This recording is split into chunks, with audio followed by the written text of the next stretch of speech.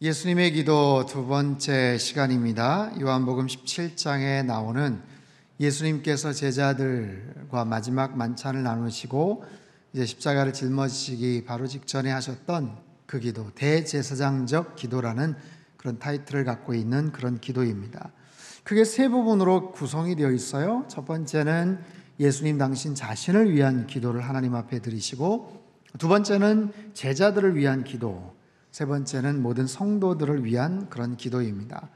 지난주는 예수님을 위한 기도였고, 오늘은 제자들을 위한 그런 기도의 내용이에요. 오늘 내용은 두 부분으로 나눌 수가 있는데, 첫 번째는 예수님이 제자들을 어떻게 바라보고 계시나, 제자들을 어떻게 평가하시나, 두 번째는 그 제자들을 위해서 어떻게 기도하시나 라는 거예요.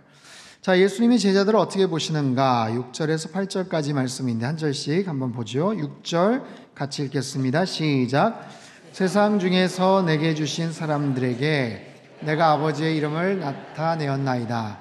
그들은 아버지의 것이었는데 내게 주셨으며 그들은 아버지의 말씀을 지키었나이다. 자, 붉은색으로 좀 줄을 쳤는데 예수님의 제자들, 그들은 누군가? 세상 중에서 나에게 주신 사람들입니다. 하나님께서 세상 가운데 나에게 주신 사람들입니다.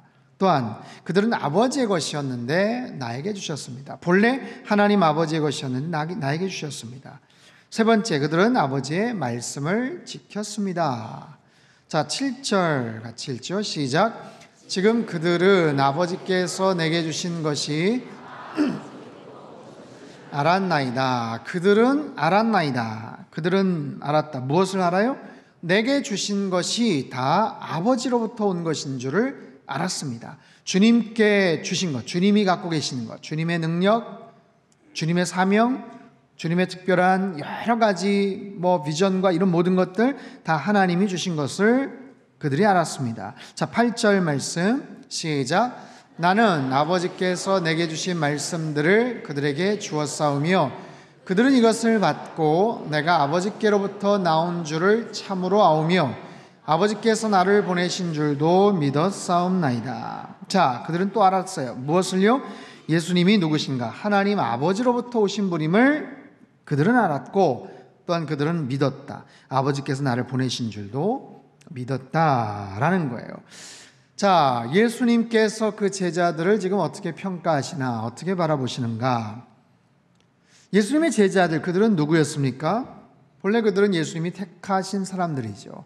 3년의 공생의 사역을 시작하기에 앞서서 갈릴리 주변 지역을 다니시면서 한 사람 한 사람 예수님께서 부르신 그런 사람들이에요. 어디다 모집 공고를 내서 사람들 보고 인터뷰를 하고 그런 게 아니라 예수님이 다니시면서 갈릴리 연안에서 물고기 잡던 사람들, 세관에서 돈 세던 세리마테, 또 다른 여러 지역에서, 다른 고을에서, 회당에서 한 사람 한 사람씩 그렇게 예수님께서 그렇게 불러 모은 사람들, 그들은요 갈릴리 연안에서 흔히 볼 수 있는 그런 사람들, 평범한 사람들, 특별한 지식이나 권력이나 어떤 특별한 재력이 있는 그런 사람이 아니라 어디에서 굉장히 위세를 떨칠 수 있는, 큰 소리 칠 수 있는 그런 사람들이 아니라 지극히 평범한 그런 사람들이죠. 근데 오늘 본문에서 예수님이 기도하시면서 말씀하세요. 그들은 하나님이 택하신 사람들입니다. 제가 택한 것이 아니라 하나님이 택하신 사람들입니다. 제가 한 사람 한 사람 불러 모은 게 아니라 하나님이 그들을 나에게 보내셨습니다. 하나님에 의해서 택정함을 받은 바로 그런 사람들입니다. 그들이 나의 제자이고 나를 따르는 사람이지만 그 이전에 그들은 하나님의 것입니다. 하늘 아버지의 소유입니다. 하늘 아버지께 특별하게 소속된 바로 그런 존재들, 그런 사람들입니다. 또한 그들이 알았다라고 말씀하시죠. 무엇을 알아요? 본래 학식이 없는 사람들, 지식이 없는 사람들, 세상의 이치와 학문을 그렇게 잘 이해하지 못하는 사람들인데 그들이 알았다는 거예요. 예수님이 어떤 분이신지를 알았고, 예수님이 가지신 능력이 하나님께서 주신 능력임을 알았고, 예수님이 무엇을 위해서 이 땅에 오신 분임을 알았고, 저분이 메시아임을 알았고, 저분이 살아계신 하나님의 아들이심을 그들이 알았다라는 거예요. 비록 세상의 지식이나 세상의 학문 이런 것들은 부족하지만 말씀을 통해서 영안이 열리고 영적인 지식이 깨어지고 확장이 되면서 하늘의 이치를 깨닫는 거예요. 영적 세계에 대한 신비와 그 비밀, 말씀에 대한 교훈들을 그들이 깨닫고 이제는 그 말씀을 잘 지킬 수 있는 그런 사람이 되었습니다. 종합해 보면요, 예수님께서 제자들을 굉장히 칭찬하시는 거예요. 아주 높게 평가를 하시는 거죠. 의문이 있습니다. 근데 정말 제자들은 이렇게 칭찬받을 만한 그런 모습이었을까요? 이 정도 수준을 갖고 있었을까요? 적어도 예수님께서 지금 말씀하시는 이 요한복음 17장에서의 내용을 가만히 보면 사실 그 이후의 모습들을 한번 보세요. 예수님이 겟세마네 동산에 가셔서 정말 땀방울이 피처럼 보일 정도로 간절하게 기도하실 때 예수님이 그렇게 신뢰하던 제자들 베드로, 야고보, 요한 뭐하고 있었어요? 가서 쿨쿨 잠자고 있었어요. 예수님은 사생결단을 하시면서 기도를 하시는데 그들은 한가하게 잠자고 있었다고요. 너희가 한시라도 나를 위해서 기도할 수 없냐? 얼마나 한심합니까? 마지막 순간까지도 서로 누가 크냐, 누가 우리 중에서 으뜸이냐 이런 것을 가지고 서로 자랑하고 서로 논쟁을 했던 그들, 예수님 십자가 지실 거 상상도 못했던 그들, 군병들이 와서 예수님 잡아갈 때 겁이 나서 막 도망가던 그들, 부활하실 것이라고 상상도 하지 못했던 그들, 굉장히 부끄럽고 부족한 모습의 예수님의 제자들인데 오늘 본문에 의하면 예수님이 굉장히 높게 평가를 하고 계시는 것 같아요. 왜 이렇게 높은 점수를 주고 있어요? 마지막 때라서 그냥 좋게 말씀하신 걸까요? 자, 여러분 보십시오. 예수님께서 지금 하나님께 기도하시면서 제자들을 어떻게 바라보시는가, 어떻게 평가하시는가, 그것은 지금 현재의 모습이 아니라 장차 되어질 모습을 평가하시는 거예요. 지금은 여전히 부족하지만, 여전히 어색하지만, 여전히 정말 부끄럽지만 앞으로 장차 만들어지고 다듬어지고 되어질 모습이 너무너무 귀한 그런 존재들입니다. 그들의 능력이 아닌 그들이 갖고 있는 존재 자체로서 예수님이 평가하시는 거예요. 그들의 능력, 그들이 갖고 있는 지식, 그게 아니라 그들의 존재 자체. 여러분, 사람을 어떻게 평가하는가? 이 땅을 살면서 사람들이 어떻게 평가를 하고 평가를 받습니까? 그가 가진 실력, 능력, 학벌, 외모, 집안 배경, 출신, 이런 많은 나름대로의 기준을 가지고 사람들을 평가하고 또 평가를 받곤 하죠. 일상에서도 그런 평가들, 우리가 노골적으로 점수를 매기거나 등급을 나름대로 매기거나 그러진 않지만 우리 나름대로 마음속에 갖고 있는 어떤 기준이나 그런 평가들에 대한 그런 부분들이 있어요. 이게 아주 냉정하게 평가를 받는 곳, 운동선수들 보십시오. 운동선수들, 그들은 몸값이 있어요. 몸값. 다른 구단으로 옮겨질 때나 아니면 어떤 이적을 할 때나 그들의 몸값이 얼마다, 그럼 정말 그 사람의 갖고 있는 어떤 그런 부분을 아주 냉정하게 평가를 받는 거예요. 그 사람의 실력이 어떤가, 그 사람의 나이가 어떤가, 나이가 있더라도 지금까지 어떤 활동을 했는가. 여러분, 운동선수들 중에 야구선수, 투수들의 경우는요, 지금까지 선수 생활을 몇 년을 했는가, 몇 년 동안 투수 활동을 했는가, 몇 경기에 출전을 했는가, 그래서 몇 번의 공을 던졌는가, 그거를 다 계산을 합니다. 그래가지고 지금까지 던진 투구 횟수가 몇 번인데 앞으로 정상적으로 던지려면 한 몇 번 정도 남았으니까 이 친구의 잠재적인 가치는 얼마다, 그렇게 평가를 해요. 나이가 얼마다, 그것만 가지고 평가를 하는 게 아니라 지금 전성기에 이르렀다, 아직 몇 년 남았다, 전성기를 지났다, 거기에 따라서 얼마나 엄격하게 평가를 하고 거기에다 가격을 매기는지 몰라요. 연예인들은 어떻겠습니까? 같은 소속사에 있더라도 대우가 천양지차죠. 같은 프로그램에 출연을 해도 받는 출연료가 완전히 다르죠. 똑같은 자리에서 뭔가를 찍지만 심지어 앉는 위치도 다르죠. 마이크 가는 순서도 다 다르죠. 이름이 올라가도 이름 순서도 다 다르죠. 이름 순서 다르게 나면 큰일 나는 거예요. 그리고 자기네들끼리 모이는 그룹들도 다 다르게 모이죠. 그런 거예요. 이런 부분들, 사람을 평가하고 적나라하게 등급을 매기고 냉정하게 평가하는 것, 결혼정보업체, 나이에 따라서, 학벌에 따라서, 외모에 따라서, 그 사람의 재정 능력에 따라서 초혼이냐 아니면 재혼이냐, 자녀가 있냐 없냐 굉장히 적나라하게 평가를 합니다. 남자는 직업군, 키, 나이, 여자는 외모, 키, 직업, 집안, 종교 여러 가지의 등급으로 매겨서 이 사람의 레벨, 평가, 등급을 측정하는 거예요. 여러분, 이게 우리 사회의 어떻게 보면 현실입니다. 이런 정보를 통해서 아무개는 몇 등급이다, 몇 레벨이다. 여러분, 슬프죠. 슬픈 거예요. 그 사람을 정말 그렇게 해서 정확하게 평가할 수 있나? 그 사람이 정말 드러난 외모, 드러난 외적인 어떤 모습이 아니라 본래 그 사람의 성품이나 인격은 어떠한가? 그 사람의 마음 씀씀이는 어떠한가? 얼마나 미래지향적인 사람인가? 얼마나 정말 약자를 향한 긍휼한 마음이 있는가? 위기관리 능력은 어떤가? 그 사람의 신앙 상태는 어떤가? 이런 부분들은 배제한 채 이런 외적인 그런 부분에 의해서 사람들을 평가를 하고 또 평가를 받곤 합니다. 하지만 사람은 본래 그렇게 평가받지 않아요. 본래 능력이 아니라 존재 자체로 평가를 받죠. 여러분, 아기가 태어났는데 태어난 아기가 능력에 의해서 갖고 있는 외모에 의해서 평가를 받습니까? 그 부모가 아기가 태어났는데 너무 예쁘니까 더 사랑해요? 쌍꺼풀이 있네? 더 사랑해요? 딸이 아니라 아들이네? 더 사랑해요? 그래서 사랑을 받는다면 그건 슬픈 일이에요. 여러분, 부모님은 그 존재 자체로서 귀한 분이고 존경을 받아야죠. 근데 아프신 부모님이, 연로하신 부모님이 능력이 있고 없고 재산을 가지고 있고 없고 그거에 따라서 자녀들에게 평가를 받는다면 슬픈 일이에요. 하지만 우리는 이런 사회, 이런 분위기 속에서 이런 평가 속에 익숙해 있어요. 그렇게 평가를 받고 또 우리도 암암리에 그렇게 사람들을 평가하곤 합니다.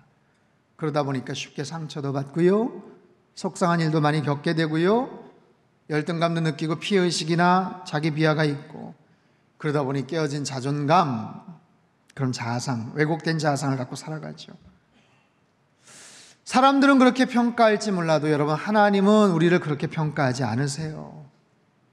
오늘 예수님처럼 하나님은 우리가 갖고 있는 존재 자체로 평가하십니다. 창조 후에 보시기에 좋았다라고 말씀을 하세요. 하늘의 해와 달과 별, 땅의 모든 동물들, 바다의 모든 생물들, 땅에 기는 모든 동물들, 이 땅의 모든 것들을 바라보시며 그 자체로서 좋으신 거예요. 존재 자체로서 좋으신 거예요. 아담과 하와를 만드시고 심히 좋았다, 보시기에 심히 좋았다. 여러분, 아담이 세상에서 가장 잘생긴 사람이고 하와가 가장 예쁘게 생긴 그런 여자고, 그래서 하나님께서 그렇게 평가를 하셨는가? 그렇지 않아요. 그들의 어떤 능력이나 기능적인 면이 아니라 존재 자체, 자녀됨 자체로서 평가를 하시더라라는 거예요. 사랑하는 성도 여러분, 하나님은 우리를 그렇게 바라보고 계시는 줄 믿으시기를 바랍니다. 저와 여러분은 그런 의미에서 하나님 앞에 굉장히 소중한 존재들이에요. 너는 택한 족속의 왕같은 제사장이다 말씀하세요. 세상에서는 어떻게 평가를 받을지 몰라도 너는 나의 사랑하는 자요, 나의 어여쁜 자다 말씀하세요. 나는 너를 보배롭고 존귀한 자라고 부르노라 라고 말씀하세요. 여러분, 이런 자기 정체성, 이런 부분에 대한 확신을 분명히 가지실 수 있기를 바랍니다. 한번 두 손을 가슴에 한번 모아보세요. 한번 따라해 보십시오. 나는 하나님의 존귀한 자입니다. 하나님은 나를 사랑하십니다. 하나님이 나를 지켜주십니다. 아멘. 나만 그런 게 아니라 여러분, 옆에 계신 분도 마찬가지. 옆에 계신 분도 한번 인사하세요. 당신은 참 귀한 분이십니다.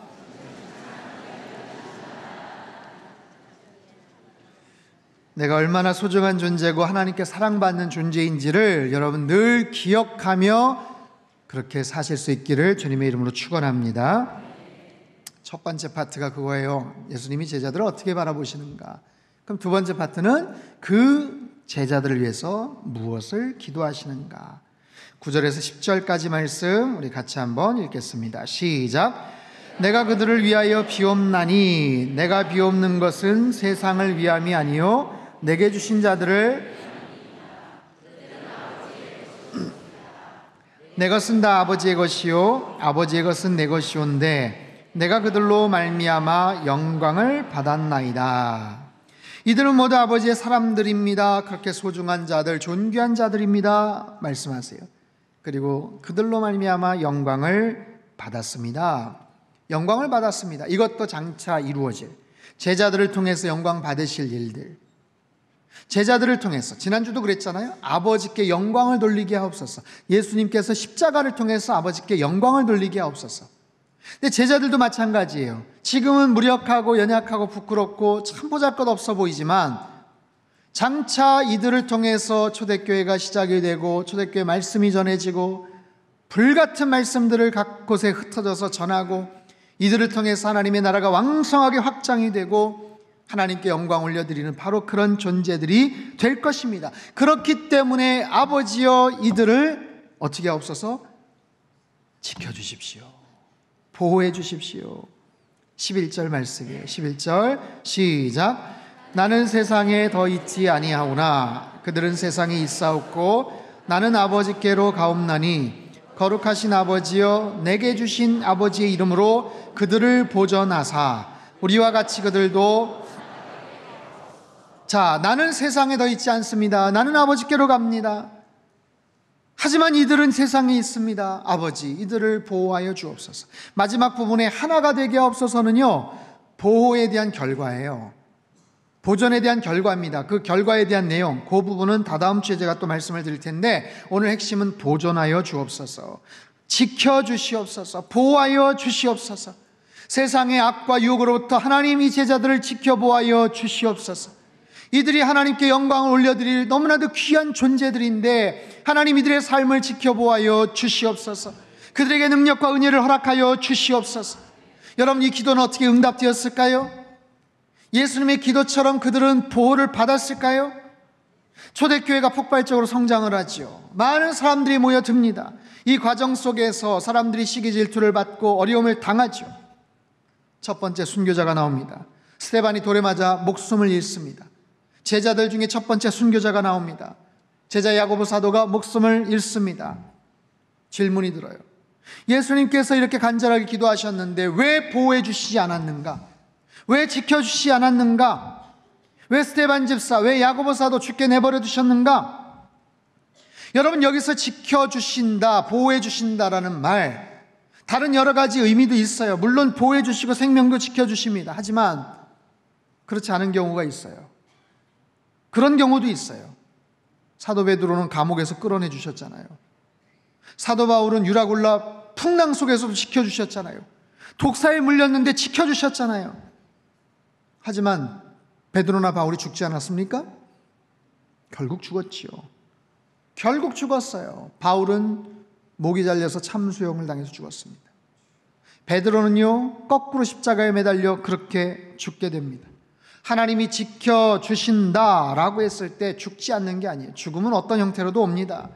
근데 고통을 겪지 않게 지켜주신다? 빨리 죽지 않게 지켜주신다? 그게 아니라 그 상황에서 어떤 모습으로 하나님 앞에 갔는가. 여러분, 스데반은 죽을 때 하나님의 영광을 봅니다. 스데반은 죽을 때 천국을 봅니다. 서서 그를 영접하시는 예수님의 얼굴을 봅니다. 평안함 가운데 잠자듯이 세상을 떠납니다. 야고보 사도는 첫 번째 순교자가 됩니다. 그들 모두 하나님의 영광을 받고 교회 확장을 이뤘고 순교자가 됩니다. 그러면서도 하나님에 대한 믿음을 잃지 않았어요. 고난 가운데서도 기쁨을 잃지 않았어요. 믿음을 지켰고 복음을 지켰고 하나님의 말씀을 지켰습니다. 보호해 주신 거예요. 자, 평생 하나님 섬기며 복음을 전했던 서머나 교회 감독이었던 폴리캅, 로마 정부에 붙잡힙니다. 핍박을 당해요. 한 번만 예수를 부인해라. 그럼 살려줄게. 모른다고 부인해라. 거절해라. 살려줄게. 폴리캅이 말합니다. 이 사람들아, 내 나이가 오늘 86세야.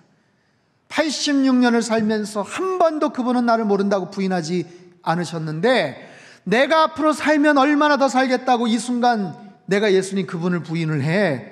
말이나 되는 생각을 얘기를 해라. 빨리 니들 하고 싶은 대로 해. 화가 난 로마 정부의 관리가 나무를 쌓아두고 폴리갑을 거기다 묶습니다. 그리고 불을 당겨요. 어떻게 되었을까요? 하나님 그를 지켜주셨을까요? 지켜주셨어요. 화형을 당하는 순간 비가 쏟아져서 그를 죽지 않게 하셨나? 아니요, 그렇지 않았습니다. 안타깝게도 그분은 고통 가운데 화형을 당해 죽으셨어요. 하지만 하나님은 그를 지켜주셨어요. 마지막까지 그분의 믿음을 지켜주셨어요. 평생 신실한 마무리를 할 수 있도록 지켜주셨어요. 아름다운 인생의 마무리, 그것이 하나님이 보호해 주시고 지켜주시는 거예요. 사랑하는 성도 여러분, 하나님 우리를 사랑하세요. 하나님 제자들 사랑하세요. 예수님께서 기도하세요. 그들을 보호해 달라고 기도하세요. 그들을 통해서 하나님의 역사가 쓰여질 수 있도록 지켜주십시오. 그들이 사역을 잘할 수 있도록 지켜주십시오. 그들의 믿음 생활을 잘할 수 있도록 아버지여 이들을 지켜주시옵소서. 그 기도는 그대로 응답된 줄로 믿습니다. 지난주에 목회자 아카데미에 가서 제가 강의를 했어요. 너무나도 열악하고 힘든 상황에서 사역을 하시는 여러 목회자 전도사님들에게 큐티와 또 설교와 여러 가지 목회에 대한 부분을 사흘간 집중 강의를 했습니다. 참 좋은 시간이었어요. 귀한 말씀들 함께 나눌 때 너무나도 큰 은혜가 있었습니다. 헤어질 때 그들에게 간절하게 기도를 했어요. 하나님, 이분들 지켜주십시오. 이들이 사역하는 힘든 사역의 현장에서 이들의 생명을 지켜주십시오. 이들의 믿음을 지켜주십시오. 이들이 목양하는 그 교회를 지켜주십시오. 사역을 지켜주시고 가정을 지켜주십시오. 한 여자 전도사님은 강의를 들으면서 막 우시는 거예요. 그냥 우는 게 아니라 오열을 하면서 막 우세요. 너무 당황을 했어요. 설교가 아니라 강의를 들으면서 그렇게 목 놓아오는 분 처음 봤어요. 설교자의 사명이 얼마나 중요한지, 자신의 역할이 얼마나 중요한지, 자신을 통해서 교회가 어떻게 세워져야 되는지, 자신이 섬겨야 될 그 성도들 어떻게 섬겨야 되는지 성령님이 주시는 막 마음 때문에요. 막 우셨어요. 하루 시간을 내서 마카오에 다녀왔는데 거기 아주 의미 있는 장소가 있습니다. 로버트 모리슨이라는 선교사님, 그분의 기념교회가 있고 그분의 무덤이 있어요. 저분이 로버트 모리슨, 그분이 묻혀있는 무덤입니다. 여러분, 이분의 이름을 잘 기억을 하세요. 로버트 모리슨. 이분은요, 중국 최초의 선교사입니다. 영국 출신의 선교사. 영국 땅에서 이 땅에, 중국 땅에 와서 복음을 전하기 위해서 영국 스코틀랜드에서 정말 오랜 시간 걸쳐서 220일을 거쳐서 그나마 중국 땅에 들어가지도 못하고 마카오 땅에 처음 도착을 합니다. 1807년이에요. 1807년. 언더우드 아펜젤러 선교사님이 1885년에 우리 대한민국 한국에 들어오시거든요. 조선 땅에 약 80년 전에 25세의 나이로 중국 땅에 첫 선교사로 들어오세요. 얼마나 어려웠겠어요. 많은 핍박과 방해가 있었어요. 미리 들어왔던 캐톨릭 신부들이 이분의 사역을 방해를 합니다. 당시 청나라 정부가 이분의 사역을 핍박을 합니다. 4년 후에 태어난 아들이 태어나자마자 그날 풍토병으로 세상을 떠납니다. 그렇게 힘든 상황 속에서도 굴하지 않고 열심히 복음을 전하지만 쉽게 개종자를 얻지를 못해요. 처음 듣는 그런 개념, 말씀들. 무려 7년 만에 첫 번째 개종자가 생깁니다. 7년 만에. 그리고 세례를 받습니다. 열심히 중국어를 배워요. 그리고 중국어 사전을 만들어요. 성경을 번역을 해요. 신약을 번역을 하고 구약을 또 번역을 하고. 그래서 1923년 중국어로 된 신구약 성경이 번역이 됩니다. 비밀 인쇄소를 만들어서 그것을 배포를 합니다. 그리고 영국을 다시 방문할 때 그 한문 성경을 가지고 갔는데 그 성경을 보면서 또 많은 영국의 선교사들이 마음에 뜨거워져서 그 한문 성경을 가지고 다시 중국 땅으로 막 파송이 되는 거예요. 중국 땅으로 막 들어갑니다. 중국 땅만이 아니었어요. 1866년 토마스 선교사가 이 한문 성경을 들고 조선 땅에 들어옵니다. 하지만 대동강 제너럴 셔먼호 그때 거기 붙잡혀가지고 한 번도 복음을 전하지도 못하고 거기서 그냥 순교를 당하죠. 1870년 만주에 와 있던 존 로스 선교사가 이응찬이라는 분 그리고 한두 명의 조선인의 도움을 받아서 한글로 성경을 번역을 합니다. 그때 이 로버트 모리슨이 번역한 한문 성경이 도움이 되는 거예요. 여러분, 우리나라는 굉장히 특별한 선교 역사를 갖고 있는데 이미 한글로 성경이 번역이 됐어요. 선교사님이 들어오기도 전에 바로 이런 과정을 통해서. 그래서 언더우드 아펜젤러 선교사님이 한국에 들어올 때 아예 한글 성경을 가지고 들어와요. 여러분, 이건 굉장히 특이한 거예요.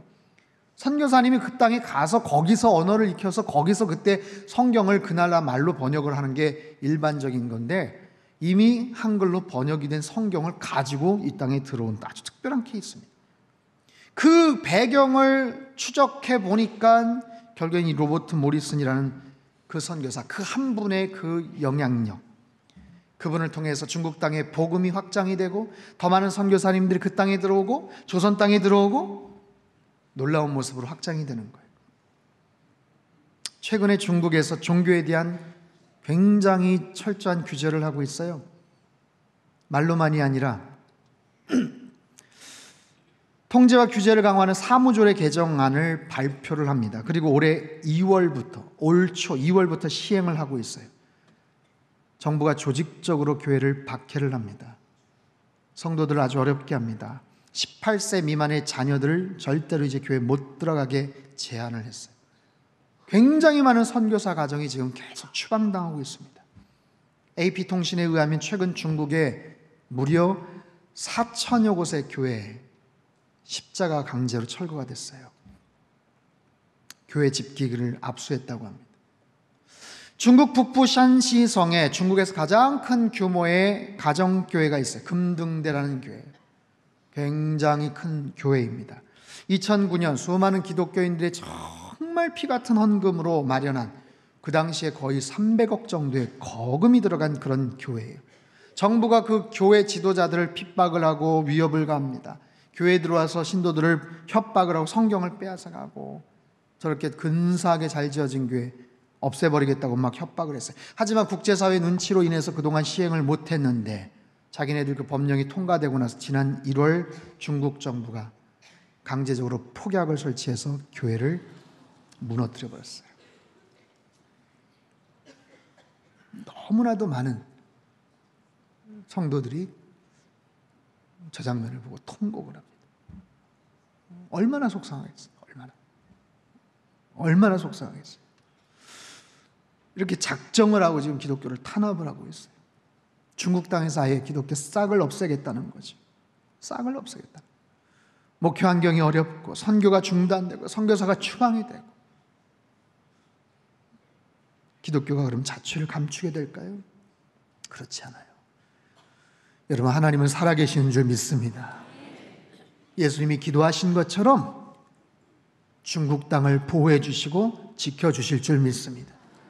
예수님이 기도하신 것처럼 저와 여러분도 지켜주실 줄로 믿습니다. 여러분, 그런 사례가 있어요. 1966년 문화대혁명 때 모택동이 사찰이나 수도원이나 교회를 습격하고 신자들 집을 수색을 하고 기독교 서적을 불태우고 지도자들을 체포하고 목숨을 앗아가고, 그 이전에 중국 땅의 기독교 인구가 많아야 100만 명 정도 됐을 거라고 추정을 해요. 그 인원들을 완전히 뿌리를 뽑겠다라는 거예요. 엄청난 박해와 핍박을 했어요. 한 10여 년 시간이 지나고 나서 문화혁명이 끝납니다. 그리고 나서 종교적으로 이제 완화가 됐어요. 조금 더 편안한 상태에서 이제 종교활동을 할 수 있는 그런 분위기, 배경이 됐어요. 중국 땅의 기독교는 이제 완전히 사라졌겠구나 생각을 했는데 웬걸요? 오히려 지하에서 숨어서 가정교회에서 더 많은 사람들이 뜨겁게 기도를 하고 뜨겁게 예배를 드리고, 그래서 오히려 문화혁명 이전보다도 더 많은, 통계상으로만 수천만 명의 기독교인들이 그렇게 생기게 된 거예요. 여러분, 하나님은 살아계시는 줄 믿습니다. 하나님께서 그 땅을 지켜주시는 거예요. 아무리 힘들고 어렵고 모진 박해가 있어도 아버지 하나님께서 그들을 보호해 주시고, 오늘 본문의 예수님의 기도처럼 그 땅을 지켜주시고 성도들을 보호해 주시는 거예요. 사랑하는 성도 여러분, 오늘 본문의 이 주님의 기도가 2000년 전 최후의 만찬 석상에 있던 그 제자들을 위한 기도만이겠어요? 그렇지 않아요. 중국 땅을 위한 기도, 이 땅에 많은 선교사들을 위한 기도, 오늘 이 시대를 살아가는 저와 여러분들을 위한 주님께서 하시는 간절한 기도인 줄로 믿습니다. 여러분 분명히 기억하셔야 될 것, 내가 얼마나 소중한 존재인지. 세상에서 기준, 세상에서의 평가 판단이 아니라 아버지 하나님께서 나를 얼마나 존귀한 자로 여기시는지, 내가 얼마나 소중한 자인지, 주님께서 나를 얼마나 소중히 귀히 여기시는지. 여러분, 그렇기 때문에 하나님이 우리를 지켜주신다고 말씀을 하세요. 낮에 해와 밤의 달이 상치 않도록 지켜주신다 말씀을 하세요. 이스라엘 백성들 40년간 광야에 살지언정 발이 부릅지 않도록, 의복이 헤어지지 않도록 지켜보호해 주셨어요. 만나와 메추라기로 먹여주셨어요. 불기둥과 구름기둥으로 가장 정확하게 인도해 주셨어요. 여러분, 그 하나님께서 오늘 이 순간에도 저와 여러분을 지켜보호해 주실 줄로 믿습니다. 아까 예배 처음 시작할 때 교동문을 읽었는데 너무 은혜가 돼요. 시편 91편 말씀이에요. 시편 91편 말씀 한번 띄워주세요.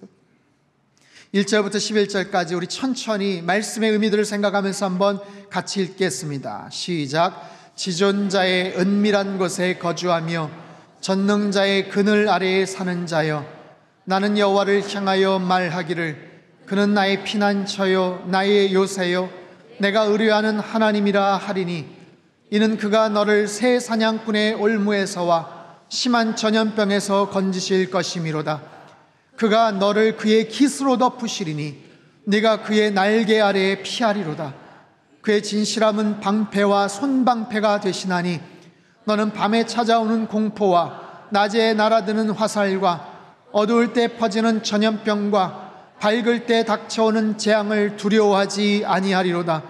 1000명이 내 왼쪽에서 10,000명이 내 오른쪽에서 엎드러지나 이 재앙이 내게 가까이 하지 못하리로다. 오직 너는 똑똑히 보리니 악인들의 보응을 내가 보리로다. 내가 말하기를 여호와는 나의 피난처시라 하고 지존자를 너의 거처로 삼았으므로 화가 내게 미치지 못하며 재앙이 내 장막에 가까이 오지 못하리니, 그가 너를 위하여 그의 천사들을 명령하사 내 모든 길에서 너를 지키게 하심이라. 아멘. 아멘. 하나님이 저와 여러분을 사랑하시고 지켜 보호해 주실 줄로 믿습니다. 여러분, 이 사실을, 이 말씀을 마음속에 잘 새기시고 이번 한 주간도 여러분 승리하십시오. 삶에 많은 형편과 어려운 일들이 있어도 낙심하지 마시고 좌절하지 마시고 절망하지 마시고 하나님께서 나를 얼마나 소중한 자로 여기시는지를 늘 기억하시며 그 아버지 하나님만을 더욱더 의뢰하십시오. 하나님의 놀라운 평강과 은혜가 우리의 삶 가운데 충만하게 임하게 될 줄로 믿습니다. 기도하겠습니다. 하나님 아버지, 이 땅을 살면서 속상하고 어려운 일을 당할 때가 많습니다. 너무나도 크고 절망적인 상황 속에서 어찌할 바 몰라 할 때도 많습니다. 하지만 절대로 낙심하지 않게 하여 주시옵소서. 절대로 하나님 절망감 속에서 스스로를 비하하지 않게 하여 주시옵소서. 세상에서 내가 어떻게 판단받고 평가를 받을지언정 아버지 하나님께서 나를 귀한 존재로 여기시는 줄 믿습니다. 내가 너를 사랑하노라, 내가 너를 존귀히 여기노라 말씀하시는 줄 믿습니다. 그 하나님께서 책임을 지시고 우리를 지켜 보호해 주실 줄로 믿습니다. 하나님, 우리의 모든 가정과 형편들을 지켜보아여 주시옵소서. 하나님, 이 땅의 선교사님들을 지켜보아여 주시옵소서. 중국 땅의 교회를 지켜보아여 주시옵소서. 날마다 믿음 안에서 하나님 우리의 모든 삶을 주님께서 지켜주실 줄로 믿고 감사하며 날마다 주님과 동행하며 승리하며 살게 축복하여 주시옵소서. 존귀하신 예수님의 이름으로 감사하며 기도하옵나이다. 아멘.